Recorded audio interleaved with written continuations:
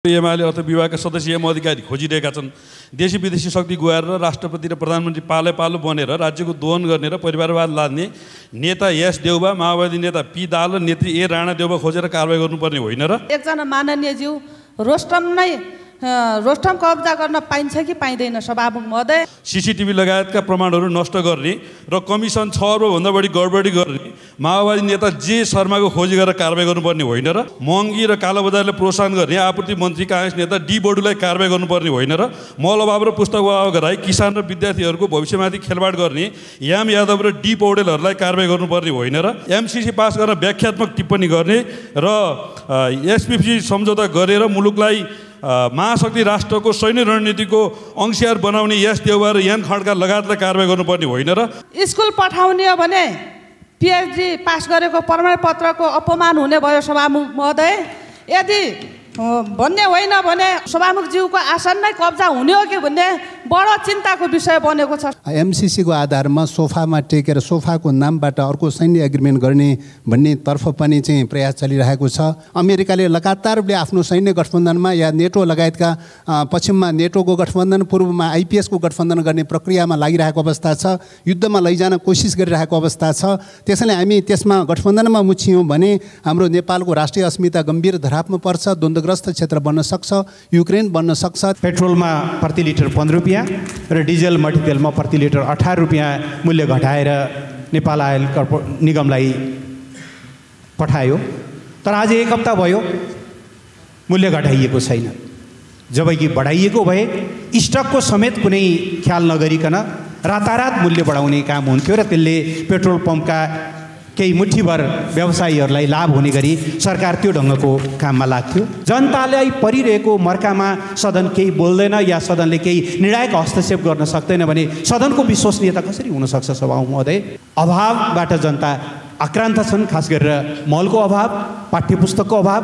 त्यो अभाव तत्काल अन्त्य हुनु जरुरी छ। सरकारले दिएको भन्सार छुटको अन्तशुल्क छुटको लाभ केही व्यापारीहरूको खल्तीमा पुग्नका लागि मात्रै हो सभामुख महोदय? यदि त्यसो होइन भनेदेखि त मूल्य नियन्त्रण भएर त्यसको लाभ त जनताले पाउनु पर्यो नि त।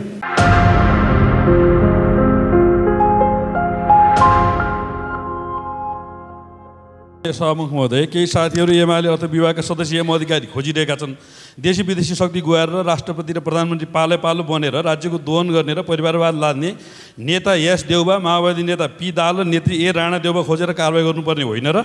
बजेटमा रातारात सेटिङ गरेर कर र भन्सारका दर रेटहरू गडबड गरेर सीसीटीभी लगायतका प्रमाणहरू नष्ट गर्ने र कमिसन 6 अर्बभन्दा बढी गडबडी गर्ने माओवादी नेता जे शर्माको खोजी गरेर कारबाही गर्नुपर्ने होइन र? पेट्रोलियमको भाउ महँगी र कालोबजारले प्रोत्साहन गर्ने आपूर्ति मन्त्री काङ्ग्रेस नेता डी बडुलाई कारबाही गर्नुपर्ने होइन र?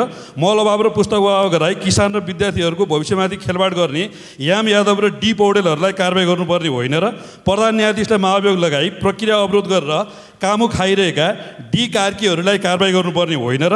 एमसीसी पास गर्न व्याख्यात्मक टिप्पणी गर्ने र एसपीसी सम्झौता गरेर मुलुकलाई महाशक्ति राष्ट्रको सैन्य रणनीतिको अंशियार बनाउने यस देउबा र यान खड्का लगायतलाई कारबाही गर्नुपर्ने होइन र? प्रहरी प्रशासनमा पार्टीगत अन्तर्विरोध र सार्वभौम जनताको थलो संसद नै हो। जनताका आवश्यकताका विषयवस्तु संसदमा नबोले कहाँ बोल्न पाइन्छ? तर जो आफैले संविधान लेख्छ, नियमावली लेख्छ, आफैले बिर्सेर राष्ट्रवादका नारामा एकजना माननीय ज्यू रोस्टम कब्जा गर्न पाइन्छ कि पाइँदैन सभामुख महोदय? प्रतिनिधि सभा नियमावली नियम 23 मा सभामुखको आदेश सांसदले पालना गर्नुपर्ने छ भनेर उल्लेख छ। माननीय ज्यूले आफैले बनाएको नियमावली पढाउन स्कुल पठाउने हो भने पीएचडी पास गरेको प्रमाणपत्रको अपमान हुने भयो सभामुख महोदय।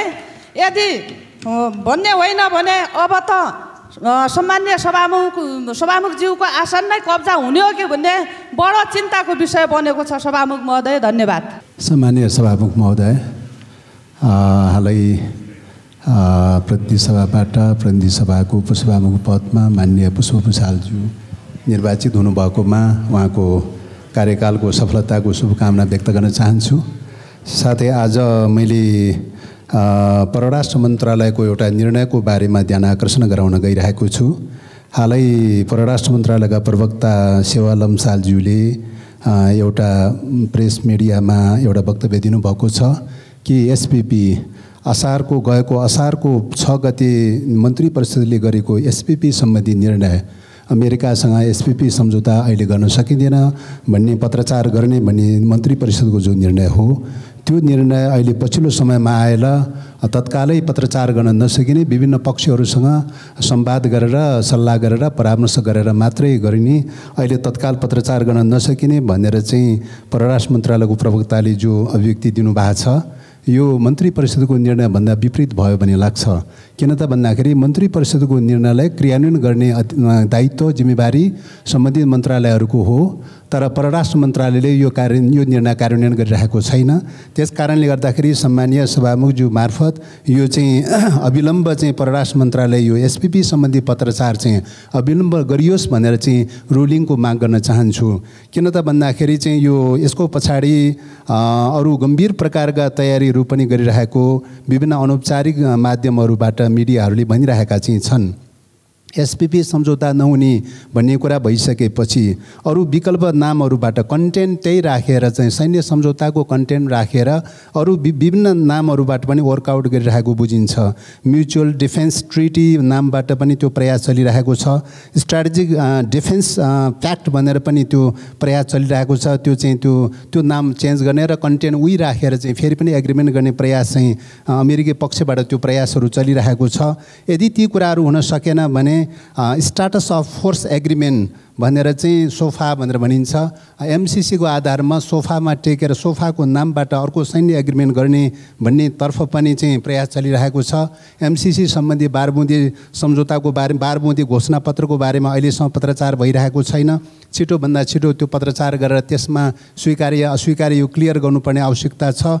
यी सबै सैन्य सम्झौताहरू केही गरी हुन सकेन भने शीर्षक केवल पिस कोअपरेसनको नामबाट पिस कोअपरेसन एग्रिमेन्टको नामबाट राखेर सैन्य सम्झौता सम्बन्धी कन्टेन्टहरू राख्ने र शीर्षक मात्रै पिस कोअपरेसन एग्रिमेन्ट भनेर राखेर चाहिँ एग्रिमेन्ट गराउने प्रयास गरिरहेको छ। जसरी भए पनि नेपाललाई आइपिएसको पार्ट बनाउने अथवा इन्डो पेसिफिक स्ट्राटेजिक पार्टनरसिपको पार्ट बनाउने र सैन्य सम्झौतामा लैजाने अमेरिकाको उटा राज्यको चाहिँ नेसनल गार्डसँग चाहिँ तपाईँको एग्रिमेन्ट गरेर चाहिँ त्यस अनुसारको एउटा सैन्य एग्रिमेन्टमा लैजाने तयारी चाहिँ चलिरहेको देखिन्छ भित्रभित्र। त्यसो भएको हुनाले यो विषय गम्भीर विषय भएको हुनाले सरकारले यसलाई गम्भीरतापूर्वक लिनुपर्छ र विगत चाहिँ 2019 देखि चाहिँ एसपिपी सम्बन्धी पत्रचार 2015 देखि भएको भए तापनि 2019 देखि चाहिँ नेपाल आइपिएसको मेम्बर बनेको भनेर चाहिँ अमेरिकाले डिक्लेयर गरिसकेको अवस्था छ। त्यसकारणले आइपिएसको मेम्बर बन्ने प्रक्रियामा के सहमतिहरू भएका हुन् त्यो कुराहरू पनि परराष्ट्र मन्त्रालयले सरकारले सार्वजनिक गर्नुपर्छ भन्ने लाग्छ। त्यसको पछाडि चाहिँ त्यो आइपिएसमा रहने कि नरहने भन्ने कुरा चाहिँ अस्ति चाहिँ तत्कालीन प्रधानमन्त्री विपक्षी दलको नेताज्यूले चाहिँ प्रश्न गरिसक्नु भएको छ। त्यो बेलामा आइपिएसमा रहने कि नरहने भन्ने एउटा कार्यदल बनेको थियो, कार्यदलको एउटा रिपोर्ट आएको थियो भनेर पनि भन्नुभएको छ। त्यसैले त्यो कार्यदलको रिपोर्ट के थियो भन्ने कुरा पनि सरकारले त्यो सार्वजनिक गर्नुपर्छ। के भनेर सिफारिस गरेको थियो परराष्ट्र सचिव, रक्षा सचिव, गृह सचिव समेत बसेर चाहिँ र सैन्य जर्नल समेत बसेर बनाएको चाहिँ कार्यदलले के रिपोर्ट पेश गरेको थियो त्यो पनि सार्वजनिक होस् भन्ने अपेक्षा राख्न चाहन्छु। किन त भन्दाखेरि अहिलेको चाहिँ विश्वको तनावको अवस्थामा नेपालले पञ्चशीलको सिद्धान्त असंलग्नताको सिद्धान्त अवलम्बन गर्नुपर्ने बेलामा कुनै पनि अन्तर्राष्ट्रिय मुद्दामा शान्तिपूर्ण रूपले जानुपर्ने अवस्थामा अमेरिकाले लगातार रूपले आफ्नो सैन्य गठबन्धनमा या नेटो लगायतका पश्चिममा नेटोको गठबन्धन, पूर्वमा आइपिएसको गठबन्धन गर्ने प्रक्रियामा लागिरहेको अवस्था छ, युद्धमा लैजान कोसिस गरिरहेको अवस्था छ। त्यसैले हामी त्यसमा गठबन्धनमा मुछियौँ भने हाम्रो नेपालको राष्ट्रिय अस्मिता गम्भीर धरापमा पर्छ, द्वन्द्वग्रस्त क्षेत्र बन्न सक्छ, युक्रेन बन्न सक्छ। त्यस कारणले गर्दाखेरि यो गम्भीर विषय भएको हुनाले यो विषयमा अविलम्ब चाहिँ सरकारको तर्फबाट गम्भीरता साथ लिएर परराष्ट्र मन्त्रालयले जुन पत्रचार रोकिरहेको छ त्यो पत्रचार अविलम्ब पत्रचार होस् भन्ने कुरा रुलिङको चाहिँ के अरे सम्मानीय सभामुखज्यू मार्फत रुलिङको चाहिँ माग गर्न चाहन्छु। धन्यवाद। साहु महोदय, मैले आज सम्मानित सदनमा राख्न खोजेको विषय, ध्यानाकर्षण गराउन खोजेको विषय नेपाली जनताले अत्यन्त मार खेपिरहनु परेको बढ्दो महँगी, मूल्य वृद्धि र अत्यावश्यक वस्तुहरूको अभावको बारेमा हो। यति गम्भीर समस्याको बारेमा सरकार जुन ढङ्गले संवेदनहीन देखिएको छ, जुन ढङ्गले बेखबर देखिएको छ, यस विषयमा सरकारलाई गम्भीर ध्यानाकर्षण गराउन र उपभोक्ताको हितको सन्दर्भमा जनता आफै पनि जाग्नुपर्ने आवश्यकता बोध भएको छ, त्यो कुरालाई समेत उल्लेख गर्नको निम्ति म यहाँ उभिएको हुँ। सभामुख महोदय, नेपालको संविधानले उपभोक्ताको हित सुनिश्चित गरेको छ, जसमा उनीहरूले गुणस्तरीय वस्तु र सेवा प्राप्त गर्नु पाउने र त्यो वस्तु र सेवा यदि गुणस्तरीय भएन, त्यस बापत केही नोक्सान भयो भनेदेखि त्यसको क्षतिपूर्ति समेत पाउने संवैधानिक प्रबन्ध छ र नेपालको संविधानको राष्ट्रिय हितको खण्ड र सरकारका नीतिहरूको खण्डमा, राष्ट्रिय नीतिहरूको खण्डमा चाहिँ उपभोक्ताहरूलाई सुलभ मूल्यमा वस्तु र सेवा उपलब्ध गराउनुपर्ने राज्यको दायित्व समेत उल्लेख गरिएको छ। तर मुलुकको अवस्था यसको ठिक विपरीत छ। सभामुख महोदय, म केही तथ्यहरूतिर यो सम्मानित सदनको ध्यान आकर्षण गराउन चाहन्छु। मसँग असार 12 को गोर्खापत्रको एउटा कटिङ छ जो सार्वजनिक नै भएको छ।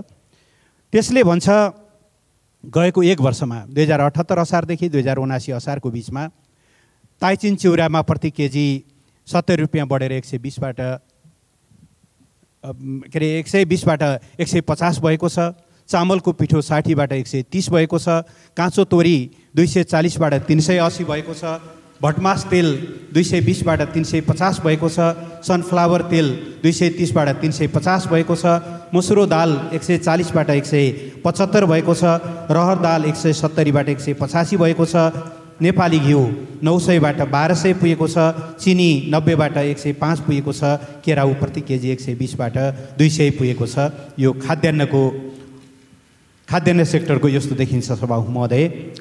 अब अन्य वस्तुहरूमा हेर्ने हो भनेदेखि योभन्दा झनै अप्ठ्यारो अवस्था छ। समग्रमा खाद्यान्नमा 40% सम्म मूल्य वृद्धि भएको देखिन्छ भने इन्धनमा यस बीचमा हामीले हेर्ने हो भने देख्छौँ एलपी ग्यास 1425 बाट 1800 मा पुगेको छ। पेट्रोल 129 बाट 181, डिजल 112 बाट 172 र मट्टी तेल 112 बाट 172 पुगेको छ। सारमा 42% बढेको छ। अघिल्लो हप्ता भारतीय आयल निगमले मूल्य घटाएर पेट्रोलमा प्रति लिटर 15 रुपियाँ र डिजल मट्टी तेलमा प्रति लिटर 18 रुपियाँ मूल्य घटाएर नेपाल आयल निगमलाई पठायो। तर आज 1 हप्ता भयो मूल्य घटाइएको छैन। जबकि बढाइएको भए स्टकको समेत कुनै ख्याल नगरिकन रातारात मूल्य बढाउने काम हुन्थ्यो र त्यसले पेट्रोल पम्पका केही मुठीभर व्यवसायीहरूलाई लाभ हुने गरी सरकार त्यो ढङ्गको काममा लाग्थ्यो। निर्माण सामग्रीको अवस्था त्यस्तै छ। ओपिसी सिमेन्ट 720 बाट 800 पुगेको छ। यो त काठमाडौँको मूल्य हो सभामुख महोदय। हुम्लामा त्यही 1 बोरा सिमेन्ट किन्नु पर्यो भने झन्डै 5300 सम्म हाल्नुपर्छ। पिपिसी 650 बाट 700, फलामे छड 95 बाट 112 यसरी बढेको छ। यो वर्षको बजेटबाट विभिन्न फलाम उद्योगहरूलाई सरकारले सहुलियत पनि दिएको छ। तर त्यो सहुलियतको एक थोपा पनि नेपाली जनताले पाइरहेका छैनन्। त्यस बापत मूल्य जुन नियन्त्रण हुनुपर्ने हो, महँगी जुन नियन्त्रण हुनुपर्ने हो, त्यो बिल्कुल भइरहेको अवस्था छैन। ढुवानीमा हेर्ने हो भनेदेखि सार्वजनिक यातायातमा यस बीचमा 28% बढोत्तरी भएको छ। ढुवानी भाडा 26% भन्दा बढी बढेको छ। सभामुख महोदय, गत वर्ष तत्कालीन सरकारले न्यूनतम ज्याला तोकेको थियो 15,000 रुपियाँ। यो वर्षको बजेटमा न्यूनतम ज्याला बढाउने सन्दर्भमा कुनै काम भएको स्थिति छैन। जबकि यस बीचमा मुद्रास्फीति झन्डै 10% बढेको छ। 8.56% छ, करिब 9% छ। त्यसको अर्थ के हो भनेदेखि हामीसँग 100 रुपियाँ छ भनेदेखि त्यो 100 रुपियाँ आफै अवमूल्यन भएर अहिले 91 मा झरेको अवस्था हो। दैनिक ज्यालादारी गर्नेहरूको न्यूनतम ज्याला नबढ्ने, तर निरन्तर मुद्रास्फीतिले खल्तीमा भएको पैसाको भाउ घट्दै जाने। आम सर्वसाधारण नागरिकहरू कसरी बाँचिरहेका छन्, सरकारको ध्यान छ यस विषयमा। मूल्य नियन्त्रणका अनेकौँ उपायहरू गर्न सकिन्छ। राहतहरू दिन सकिन्छ विभिन्न वर्गहरूका लागि। सुपथ मूल्य पसलहरू चलाउन सकिन्छ। बजार अनुगमन गर्न सकिन्छ। गलत काम गर्नेहरूलाई कारबाही गर्न सकिन्छ। तर सरकारको ध्यान यी कुनै पनि विषयमा छैन। सत्तारूढ दलका नेताहरू, कतिपय कार्यकर्ताहरू, कतिपय मूल्य बढ्यो भन्ने बित्तिकै मूल्य बढ्यो समस्या हो भन्ने कुरा स्वीकार गर्नुको साटो कसले यो विषय उठायो फोटोसप गरेर हुन्छ कि के गरेर हुन्छ कि ट्रोल बनाउनेतिर लाग्छन्। त्यसो गरेर अस्ति मैले यही विषय एउटा सार्वजनिक कार्यक्रममा बोलेको थिएँ।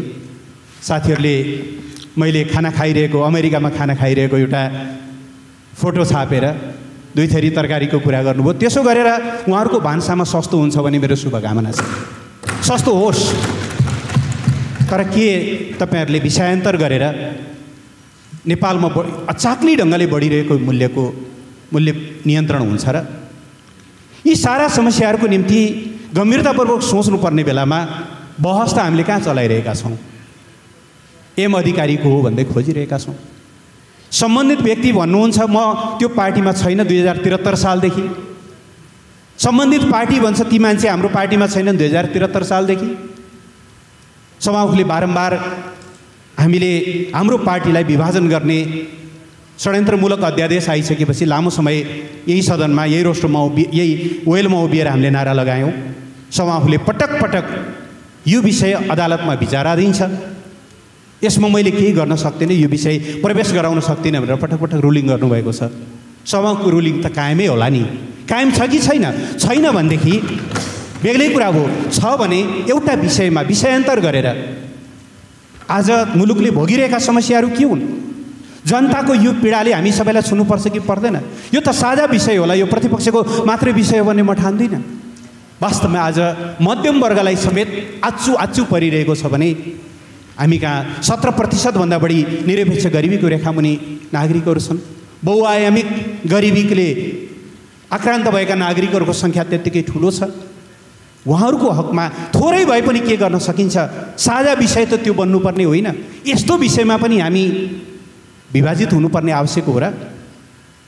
सत्ता पक्षका कतिपय नेताहरूको संवेदनहीनताले वास्तवमै हामीलाई असाध्यै आहत पनि तुल्याएको छ। सरकारको गैर जिम्मेवारपनले हामीलाई असाध्यै आहत तुल्याएको छ। त्यसो भएर सामान्य सभामुख महोदय, म आग्रह गर्न चाहन्छु गम्भीरतापूर्वक रुलिङ होस् भन्ने पनि म चाहन्छु। हामीले यहाँ यही विषयलाई लिएर 2 चोटि विशेष प्रस्ताव पेश गऱ्यौँ। एकचोटि स्थगन प्रस्ताव, एकचोटि जरुरी सार्वजनिक महत्त्वको प्रस्ताव।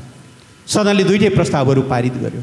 सरकारलाई केही निर्देशन दियो, तर मल आज 60% भन्दा बढी खेती भइसक्दा, धान खेती भइसक्दा किसानको हातमा मल छैन। 3 महिना जति पढाइ भइसक्दा विद्यार्थीहरूको हातमा पाठ्य पुस्तक छैन। हिजो त चुनावको बहाना थियो, त्यस कारणले गर्दाखेरि जनक शिक्षाले चाहिँ पाठ्य पुस्तक छाप्न सकेन भन्ने कुरा थियो। चुनाव सकिएको आज कति समय भयो सभामुख महोदय? अहिले पनि किताब पठाउन नसक्ने, विद्यार्थीहरूको हातमा पुर्याउन नसक्ने, योभन्दा लज्जास्पद, योभन्दा नालायकी कुरा अरू के हुन सक्छ? अहिले पनि किसानहरूलाई मल उपलब्ध गराउन नसक्ने, योभन्दा गैर जिम्मेवार काम अरू के हुन सक्छ? र यो बहुसङ्ख्यक गरिबीको रेखामुनि परेका जनताहरूको निम्ति न्यूनतम राहतका प्याकेजहरू पनि दिन नसक्ने यस्तो बेलामा पनि सरकार हुँदैन भने त सरकार हुनु र नहुनुको अर्थ के हुन्छ? सभामुख महोदय, यो सरकार जनताबाट कर उठाउनको निम्ति मात्रै हो। जनतालाई दिने राहत छैन। सदनले भन्छ हतियारको अहिले चाहिँ आवश्यकता छैन, यो अपारदर्शी हो खरिद। प्रधानमन्त्रीले कतै भन्नुभयो भन्ने सुनिन्छ, यो कारोबार अगाडि बढ्दैन, तर सार्वजनिक रूपमा त्यो कुरा कहीँ पनि आउँदैन। हतियार किन्नको निम्ति पैसा पुग्छ, तर मल किन्नका निम्ति पैसा पुग्दैन। सभामुख महोदय, किताब किन्नका निम्ति पैसा पुग्दैन। योभन्दा बढी गैर जिम्मेवार कुरा के हुन सक्छ? त्यस कारणले पहिलो कुरा, सरकार एकदमै गैर जिम्मेवार, एकदमै जनताका समस्याहरूप्रति संवेदनहीन, एकदमै अनुत्तरदायी भयो। र खास गरेर मूल्य नियन्त्रणको मामलामा सरकार तमासे पनि हुन सकेन। तमासेले त कमसेकम देख्छ नि त, देख्छ, केही गर्न नसके पनि बिग्रिरहेको कुरा देख्छ, तर आँखा बन्द गरेर बिल्कुल एउटा चाहिँ गैर जिम्मेवार भएर सरकार जुन ढङ्गले अगाडि बढिरहेको छ, मैले यो विषयलाई गम्भीरतापूर्वक उठाउन खोजेको हुँ र यो विषयमा तत्काल रुलिङ होस् सभामुख महोदयको भन्ने म आग्रह गर्न चाहन्छु। जनताले चुनेर पठाएका हामी प्रतिनिधिहरू, हामी आफ्नो जनादेशको अन्तिमतिर छौँ। अबको 4-5 महिना होला हाम्रो कार्यकाल।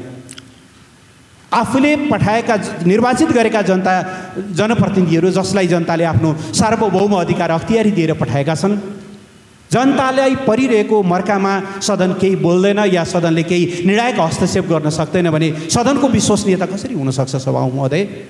त्यसो भए यस विषयमा गम्भीरतापूर्वक रुलिङ हुनको निम्ति म आग्रह गर्न चाहन्छु। 4-5वटा कुराहरू तत्काल यसमा स्टेप बाई स्टेप काम गरियोस् भन्ने मेरो आग्रह छ। पहिलो, अभावबाट जनता आक्रान्त छन्, खास गरेर मलको अभाव, पाठ्यपुस्तकको अभाव, त्यो अभाव तत्काल अन्त्य हुनु जरुरी छ। दोस्रो, सिन्डिकेट छ, कार्टेलिङ छ, एकाधिकार छ। त्यो एकाधिकार हाम्रो संविधानले चिन्दैन। हाम्रो संविधानले स्वस्थ व्यावसायिक प्रतिस्पर्धाको कुरा गर्छ, लेभल प्लेइङ फिल्डको कुरा गर्छ सभामुख महोदय, र एउटा स्वस्थ प्रतिस्पर्धा मार्फत वस्तुको गुणस्तर र मूल्यमा चाहिँ नियन्त्रणको कुरा गर्छ। यो कार्टेलिङलाई तत्काल अन्त्य गरिनु जरुरी छ। होला केही चिजहरू होलान्, अन्तर्राष्ट्रिय कारणहरूले पनि मूल्य वृद्धि भएको होला, तर कैयौँ चिजहरू छन् जसका निम्ति हामी आफै जिम्मेवार छौँ, यो सरकार जिम्मेवार छ। यहाँ आफूले नियन्त्रण गर्न सकिने कुराहरू, जस्तो मैले अघि छडको कुरा गरेँ, सिमेन्टको कुरा गरेँ, सरकारले सहुलियत दिएको छ। यो वर्षकै बजेटमा पनि थुप्रै कुराहरू सहुलियत दिएको छ। त्यो सहुलियतको लाभ जनताले पाउनु पर्दैन र सरकारले दिएको भन्सार छुटको अन्तशुल्क छुटको लाभ केही व्यापारीहरूको खल्तीमा पुग्नका लागि मात्रै हो सभामुख महोदय। यदि त्यसो होइन भनेदेखि त मूल्य नियन्त्रण भएर त्यसको लाभ त जनताले पाउनु पर्यो नि त। यो तेस्रो पाटो। र चौथो, वस्तुहरूको गुणस्तरमा एकदमै समस्या छ। मेलम्चीको पानी बाढीका कारणले आउन बन्द भएको छ। धेरै काठमाडौँवासीहरूले ट्याङ्करबाट पानी खरिद गरेर खानुपर्ने अथवा जारको पानी खानुपर्ने अवस्था छ। जारको पानी शुद्ध छ, ट्याङ्करको पानी शुद्ध छैन। हामीहरूलाई वास्तवमा भन्ने हो भनेदेखि उपभोक्ता यति निरीह भएको अवस्था छ हाम्रो देशमा, उपभोक्ताहरूको अधिकारमाथि यति ठुलो एउटा चुनौती खडा भएको अवस्था छ। त्यस कारणले गर्दा यो गुणस्तर, मेरो ध्यान पुगेको छ सभामुख महोदय, म सच्याउँदैछु। त्यस कारणले गर्दा यो कृत्रिम अभाव हटाउन, सिन्डिकेट र कार्टेलिङको यो स्थितिलाई एकाधिकारलाई अन्त्य गर्न प्रभावकारी बजार अनुगमन मार्फत मूल्य नियन्त्रण गर्न र खास गरेर दैनिक ज्यालादारीमा बाँचिरहेका, असङ्गठित क्षेत्रमा काम गरिरहेका श्रमिकहरूको न्यूनतम पारिश्रमिक अविलम्ब बढाएर उनीहरूलाई राहत दिनका निम्ति म आग्रह गर्न चाहन्छु। यो विषयमा बहस होस्, अरू कृत्रिम मुद्दाहरूतिर विषयान्तर गर्ने प्रयास नहोस्, म यही आग्रह गर्न चाहन्छु। समय उपलब्ध गराउनु भएकोमा धन्यवाद। मधेसमा प्रचण्ड गर्मी बढेको छ। धान रोपाइको समयमा पानी छैन, खेत रोप्ने जोत्ने मजदुर छैन, मल खाद र उन्नत जातको बिउ बिजन छैन। ठुलो अनिकालबाट जोगाउन, कृषि उत्पादन बढाउन, आम नागरिकलाई भोकमरीबाट बचाउन, देशलाई हराभरा खुशहाल बनाउन नेपाल सरकारले प्रत्येक खेतमा पानी पुग्ने गरी नहर, डिप बोरिङको व्यवस्था गरोस्। रासायनिक मल खाद खुकुलो हिसाबमा व्यवस्था होस्। मधेसलाई सुखाग्रस्त क्षेत्र घोषित गरियोस्। धन्यवाद। अहिले भर्खरै मतदाता नामावलीमा नाम सङ्कलन गर्नको निम्ति केही अनलाइन माध्यमबाट सहरी क्षेत्रहरूमा भए पनि आम रूपमा यो मतदाता नामावली सङ्कलन गर्ने कुरा समस्यामा रहेकोले प्रत्येक पालिकाको केन्द्रबाट नै मतदाता नामावली सङ्कलन गर्ने व्यवस्थाको निम्ति म सम्मान्य सभामुख महोदय मार्फत सरकारको ध्यान आकर्षण गर्न चाहन्छु। त्यो सँगसँगै राष्ट्रिय परिचय पत्र निर्माण गर्ने क्रममा व्यक्तिको विवरणहरू सबै आउने भएको हुनाले त्यो लिङ्क निर्वाचन आयोगतिर संलग्न गराएर परिचय पत्र बनाउँदाखेरि नै मतदाता नामावलीमा नाम रहने व्यवस्थाका निम्ति पनि सम्मान्य सभामुख महोदय मार्फत म सरकारको ध्यान आकर्षण गराउन चाहन्छु।